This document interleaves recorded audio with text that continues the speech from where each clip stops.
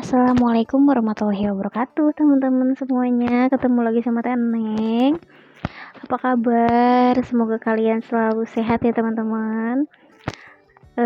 Nggak kerasa ya, sekarang udah masuk pertengahan bulan Januari 2023. Alhamdulillah. Nah, kali ini Teneng mau berbagi tips and trik hemat berbelanja perlengkapan bayi dan bumil busu ya, teman-teman.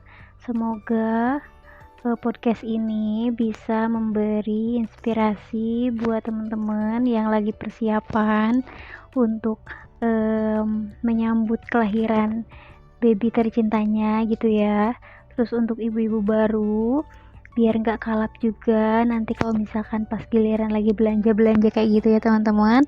Kita langsung aja ke videonya, yuk check it out. Tips yang pertama dari Teneng yaitu buat daftar belanjanya terlebih dahulu ya, teman-teman, antara keperluan bayi dan keperluan ibunya. Jadi biar kita juga tahu apa yang memang harus dibeli dan apa yang tidak harus dibeli ya. Jangan sampai nanti kita kalap terus kita beli semua, terus akhirnya malah jadi pembengkakan dana gitu ya, teman-teman. Nah, untuk tips selanjutnya yaitu tentukan jumlah masing-masing barang yang teman-teman mau beli. Misal kayak pakaian atau bedongan kayak gitu ya, teman-teman. Karena bayi, setahu aku yang pernah aku baca di artikel kayak gitu, pipisnya tuh sehari bisa sampai 4-6 kali gitu ya, teman-teman. Jadi kalau teman-teman memutuskan untuk pakai diapers mungkin aman ya beli sedikit, tapi kalau misalkan teman-teman gak pakai diapers itu takutnya malah jadi keteteran gitu ya. Kalau sekiranya teman-teman gak bakalan pakai diapers dulu seminggu atau sampai 1 bulanan gitu, teman-teman bisa beli sekitaran 6 sampai 1 lusinan gitu ya, teman-teman. Kalau untuk pakaian sendiri, rencananya sih aku mau beli sekitar 6 pasang gitu tiap jenisnya. Nah, kalau untuk bedong, aku bakalan beli 1 lusin aja, popok juga sama 1 lusin. Karena aku mikirnya kalau takutnya gitu ya, namanya baby kan gampang iritasi ya, teman-teman. Jadi nanti kalau misalkan langsung pakai diapers gitu, takut ruam-ruam kayak gitu. Terus juga untuk antisipasi kalau misalkan baby gumoh ya, teman-teman, terus kayak kena tumpahan air susu atau apa gitu ya. Nah, kalau untuk malam sih rencananya aku juga mau pakai diapers biar nanti nggak kebangun buat ganti-ganti gitu ya, teman-teman.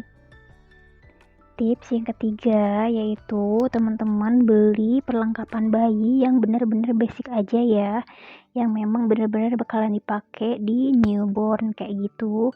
Nah, selebihnya barang-barang yang belum teman-teman beli bisa dibeli nanti setelah teman-teman lahiran dan melihat situasi dan kondisi babynya sendiri ya, teman-teman. Terus juga kan kita nggak tahu nih teman-teman kita atau saudara dan kerabat juga ngasih kado apa gitu ya. Jadi lebih baik kita beli yang basic-basic dulu aja. Oh iya, teman-teman juga kalau misalkan beli perlengkapan baby lebih baik untuk pakaian dan celana kayak gitu beli yang satu tingkat dari size si babynya sendiri ya. Jadi kayak kalau misalkan beli untuk 0-3 bulan, teman-teman bisa beli untuk yang 3-6 bulan. Kalaupun nggak ada, teman-teman cari yang di labelnya tuh, di bajunya tuh ada label SNI-nya, itu udah pasti size-nya pas gitu untuk newborn ya, teman-teman. Tips yang keempat, teman-teman beli skincare yang size kecil dulu ya. Jadi biar kita tahu juga nih kalau misalkan beli yang size kecil tiba-tiba pas kita pakai ternyata nggak cocok di kulit baby, kita bisa ganti mereknya. Terus juga nggak bakalan mubazir gitu ya, teman-teman. Sekarang kan udah banyak ya yang jual gitu dari brand apapun yang dia udah sepaket udah dapat banyak gitu 3-4 macam skincare baby. Nah, teman-teman bisa beli yang kayak gitu aja dengan size kecil ya, teman-teman. Selain itu untuk baby bed teman-teman bisa beli yang satu kemasan itu udah multifungsi ya teman-teman, kayak misal hair and body bed gitu, jadi dia bisa dipakai untuk rambut dan untuk badan juga gitu, shampoo sama sabunnya juga udah dalam satu kemasan gitu ya teman-teman, biar kita lebih hemat aja gitu. Nah, untuk tips yang kelima, teman-teman bisa manfaatkan diskon di all shop atau di store gitu ya teman-teman.